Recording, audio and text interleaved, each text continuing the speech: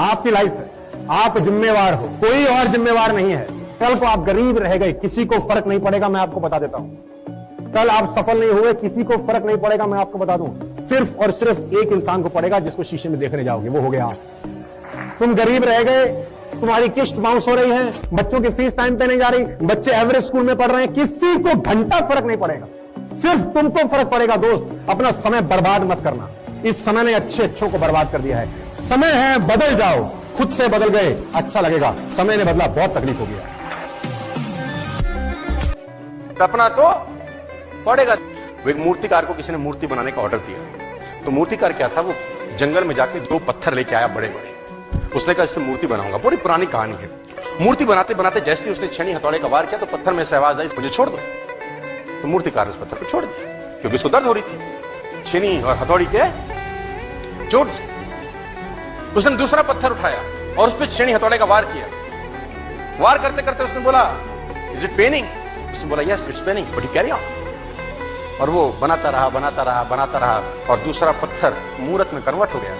उसको ऑर्डर मिला था मंदिर में मूर्ति बनाने का, और उसने शानदार भगवान की मूर्ति बनाई। दूसरा पत्थर जो चोट नहीं सह सका वहीं पड़ा था, जिन्होंने ऑर्डर दिया था वो लेने आए। तो उसने कहा, और हमारी मूर्ति रेडी होगी? उसने बोला, इन फ्रंट ऑफ यू। तो वो ले जाने लगे। जब मूर्ति ले जाने लगे, ले जाते गेट पे ही रुक गए। उसने बोला, क्या क्या दिक्कत है? तो उसने बोला, इस पत्थर को भी साथ ले जाएं क्या, जो चोट सह नहीं पा रहा था। उसने बोला, मेरे किसी काम का नहीं, करोगे क्या? कह रहा, जब मूर्ति पे लोग प्रणाम करेंगे तो नारियल फोड़ने के काम आएगा। उसने बोला, ओके ले जाओ। अब मूर्ति लग गई मंदिर में और पत्थर लग गया सामने। मूर्ति की होती पूजा, उसकी होती ठुकाई। हर आधे घंटे में कोई आए, ठकाक। हर 15 मिनट में आए कोई, ठकाक। और वहां मूर्ति मुस्कुरा रही। उसने बोला, इतना दर्द क्यों? तो अंदर वाली मूर्ति जवाब देती है, पहले दर्द सह लेता तो आज नहीं सहना। मैंने दर्द सहा 2 साल, तू रहेगा जिंदगी। आज कुर्बान करके भविष्य निर्माण किया जा सकता है, या आज निर्माण करके भविष्य कुर्बान किया जा सकता है। चॉइस आपके पास है। लक्ष्य शब्द उन लोगों के मुंह से खास तौर पे आप सुनते हैं जिन्होंने जिंदगी में कुछ खास नहीं किया। उनके पास कुछ पुरानी कहानियां हैं जिनको वो लेके आज भी चल रहे हैं। टाइम बदल गया है। खाली हाथ आए थे, खाली हाथ जाएंगे, ये बात तो बिल्कुल ठीक है। दुनिया में कोई आदमी ना भरे हाथ आया है ना भरे हाथ गया। लेकिन सवाल खाली हाथ आने और खाली हाथ जाने के बीच का है कि आप ऐसा क्या करके जाएंगे कि आपको सिकंदर की तरह याद रखा जाए। 70 साल ईगल को उम्र होता है, लेकिन इसकी कहानी का ट्विस्ट क्या है, और वो ये है कि 40 साल जब ये हो जाता है तो इसकी जो चोंच है ये बेंड हो जाती है, आगे से सॉफ्ट हो जाती है, शिकार नहीं कर पाता है। इसके जो पंख है जिससे उड़ता है वो इतने भारी हो जाते हैं कि वो छाती से चिपक जाते हैं, तो उड़ने में तकलीफ होती है। इसके जो पैर हैं जिससे झपटा मारता है वो नाखून टेढ़े हो जाते हैं, कर करके 40 साल। अब इसके पास चॉइस है कि 40 साल के बाद मर जाए, क्योंकि उड़ सकता नहीं है, शिकार कर नहीं सकता, पंख भारी हो गए, उड़ना दिक्कत, शिकार पकड़ नहीं सकता क्योंकि पैर के नाखून खराब हो गए, और पकड़ भी ले चोंच से उसको मार नहीं सकता। लेकिन मैं आपको बताना चाहूंगा, प्रकृति सिखाती है कि ईगल ऐसा नहीं करता। 40 साल की उम्र में ईगल अपने एरिया की सबसे ऊंची चोटी पर चला जाता है, और जो चोंच है उसको सामने वाले पत्थर पे मारना चालू होता है। जब चोंच पत्थर पे मारी जाती है तो पीड़ा होती है, और वो पीड़ा से मार मार के पत्थर पे मार मार के खून निकलता है, लहू में जाता है, दर्द से मर रहा होता है, लेकिन मारता रहता है, मारता रहता है, और चोंच की तोड़ देता है। इसलिए तोड़ता है कि प्रकृति नहीं देती, लेकिन वो जो तोड़ने का प्रोसेस है वो पीड़ा है। सेम कहानी है, जो पैर के नाखून रहते हैं उसको रगड़ता है शिला के ऊपर, रगड़ रगड़ के तोड़ देता है उसको। लेकिन हर ईगल की जिंदगी में ऐसा दिन आता है 40 साल, जैसे ही चोंच निकलती है कहानी यहां खत्म नहीं होती, नई चोंच आती है, फिर वो उस चोंच से अपने परों को तोड़ता है, अपने जिस्म से अपने ही पर उखाड़ता है, क्योंकि वो पर उसके उड़ने के लायक नहीं है। भयंकर पीड़ा होती है, भयंकर। लेकिन इस प्रोसेस से हर ईगल गुजरता है अपनी जिंदगी से, और 40 साल के इस प्रोसेस में 6 महीने के बाद वो एक नया ईगल होकर 30 साल और जीता, 30 साल और जीता है। तो आहुति तो देनी पड़ेगी। आज कल परसों चॉइस आपकी है। देखो, जब तक सफल नहीं हो गए लोग सफल होने नहीं देंगे, जब सफल हो जाओगे सफल रहने नहीं देंगे। लोगों को बहुत तकलीफ होगी आपसे, जब तक सफल होगे नहीं, सफल होने नहीं देंगे। जब सफल हो जाओगे, सफल रहने नहीं देंगे। क्योंकि कहते हैं कि एक गांव में 100 घर थे जिसमें बिजली नहीं थी। बड़ी जबरदस्त दिलचस्प सी घटना है। 100 घरों में लाइट नहीं थी। एक आदमी शहर जाके दिया ले आया। अब एक आदमी लाया दिया और उसने जला दिया। अब शाम तक तो कोई तकलीफ नहीं थी। जैसे ही शाम हुई और वो रोशनी बाकी के बाकी पूरे गांव में पहुंची कि एक के घर में दिया और बाकी 99 टें टें टें। अब बराबरी करने के 2 रास्ते हैं कि वो 99 लोग भी बाजार जाएं, अपना दीवा लाएं और जलाएं, या वही लोग करेंगे क्योंकि वो आसान काम है उनके लिए। और वो लोग करते हैं आपके साथ के नहीं कर। अपना जलाना मुश्किल है, तुम्हारा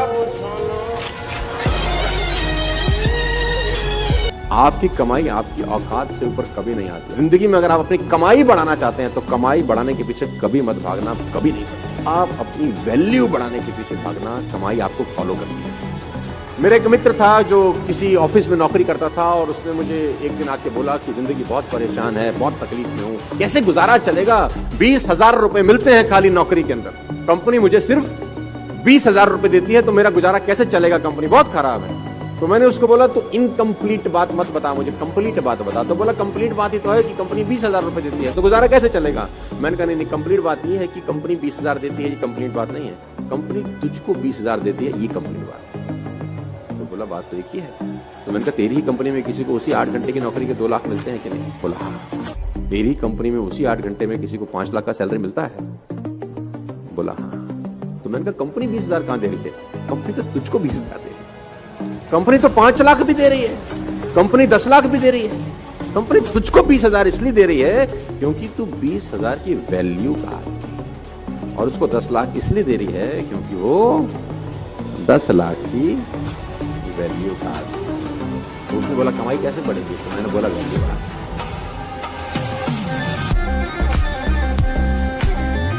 अगर आप नहीं बदलेंगे तो कुछ नहीं बदलेगा, आप बदलेंगे तो सब बदल जाएगा। अगर ये सिचुएशन आपको पसंद नहीं है तो बदल डालिए। अगर आप अपनी पारिवारिक वित्तीय स्थिति से खुश नहीं है तो बदल डालिए। अगर आप चलाने वाली कार से खुश नहीं है तो बदल डालिए। अगर आप अपने बैंक बैलेंस से खुश नहीं है तो बदल डालिए। आप अगर अब जहां रहते हैं उस घर से खुश नहीं है तो आप रोबोट नहीं हो कि एक ही जिंदगी साल दर साल वही जी जाएगी। You are not a tree, you can change. आप चाहो तो बदल सकते। और today we have a choice to change my difference. जिंदगी अपने आप नहीं बदलेगी, चॉइस से बदलेगी।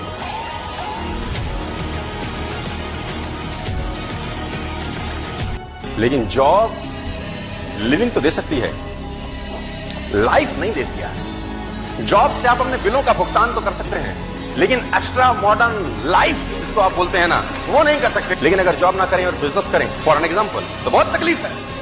कभी काम होगा और कभी काम नहीं होगा, कभी धंधा चलेगा, कभी धंधा नहीं चलेगा। लेकिन अगर मैं आपसे पूछता हूं कि सर्कस के रहना चाहते हो कि जंगल के, तो 100 आउट ऑफ 100 बोलते हैं सर पक्का जंगल के बनेंगे। लेकिन काम हो रहा है सर्कस वाला। प्रेजेंट आपका कंफर्टेबल है तो फ्यूचर हमेशा अनकंफर्टेबल होगा। अगर आपका प्रेजेंट कंफर्टेबल है तो फ्यूचर नो डाउट अनकंफर्टेबल होगा, और अगर आपका प्रेजेंट अनकंफर्टेबल है, फ्यूचर नो डाउट आपका कंफर्टेबल होगा। ये डिसाइड करिए आज 5 साल ऐसा तैसी करा के जिंदगी के 50 साल मस्त हो सकते हैं यार। आज 5 साल घरों से निकल के जिंदगी के 50 साल ऐशो आराम वाले हो सकते हैं, या आज 5 साल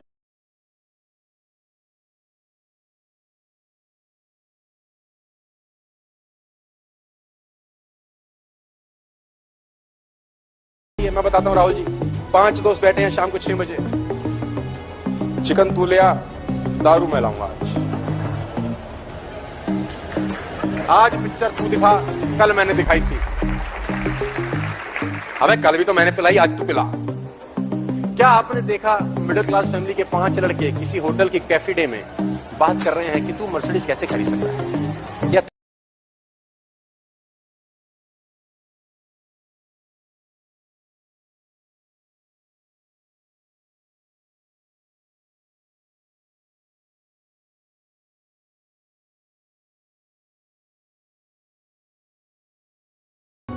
इसको तंग करो, परेशान करो, मारो, धक्का दो, और अब इसको बोलो खुल।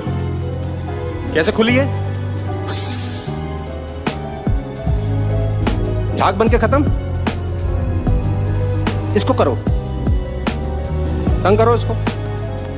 तू फेल हो गया है, तू गधा है, अंधा है तू साले, करता कुछ नहीं, तेरे अल्ले पल्ले कुछ नहीं है, तू कभी जिंदगी में कुछ कर नहीं पाएगा, तू मर जाएगा, तो कुछ मर्जी करो, खोलो, कोई फर्क नहीं। Become a water ladies and gentleman in your life.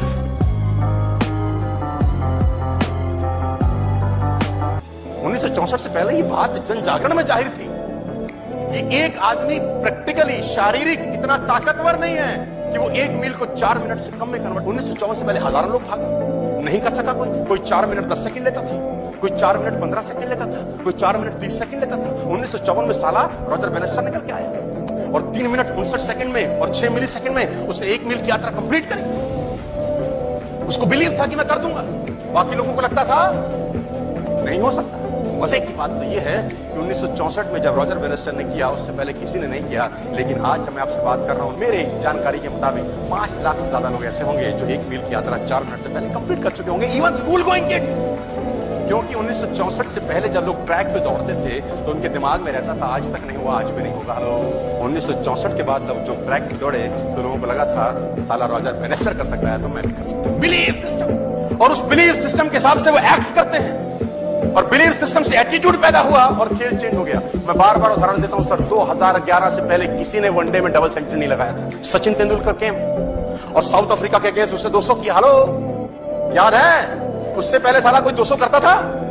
कोई नहीं करता। साला टीम 200 कर जाए तो बल्ले बल्ले, और कोई 250 कर जाए जीते जीते, और 300 कर जाए अरे पहाड़ बना दिया, पहाड़। किसी से भी गेंदबाजी करा लो, क्योंकि वनडे में 100 लगता था, यही बहुत था।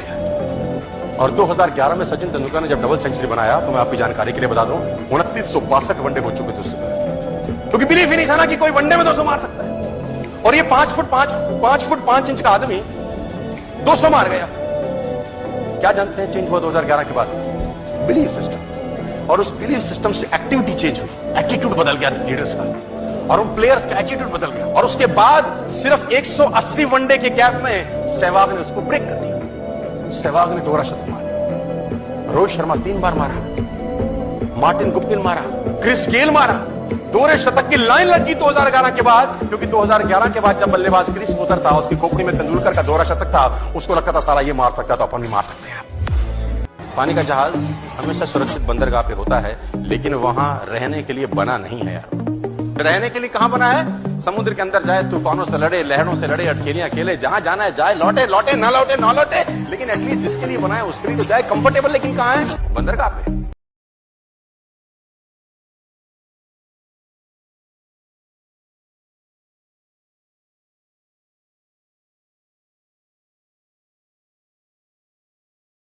वहां रहने के लिए बने थे क्या यार? हाँ जी, वो आसपास की एयरलाइन जाती होंगी तो मुंह चढ़ाते होंगे उसको साले को, हम फिर गए, तू साले यहीं रहे।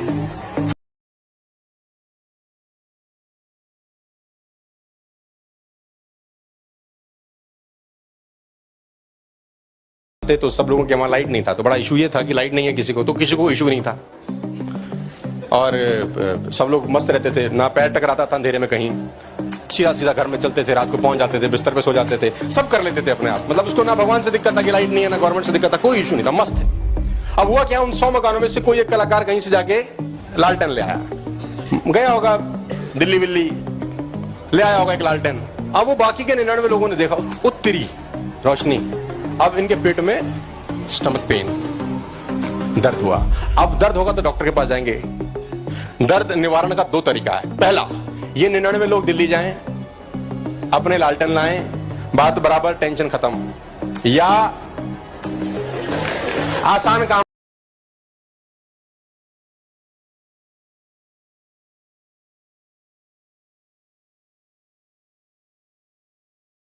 हो गए, मैं बताता हूं। हमने जिंदगी में एक स्टेज के बाद, एक उम्र के बाद कॉम्प्रोमाइज चालू कर दिया। कॉम्प्रोमाइज से आदमी कंफर्टेबल होता है। मैं बताता हूं कैसे। सपना या खर्चा इतना है, मान लेते हैं खर्चा इतना है जिंदगी में और कमाई इतनी है। खर्चा इतना है और कमाई इतनी है, तो हम सोचते हैं कमाई बढ़ाएंगे ना तो फिर कुछ करना पड़ेगा। कंफर्टेबल जोन से बाहर निकलना पड़ेगा। तो अपन क्या करते हैं,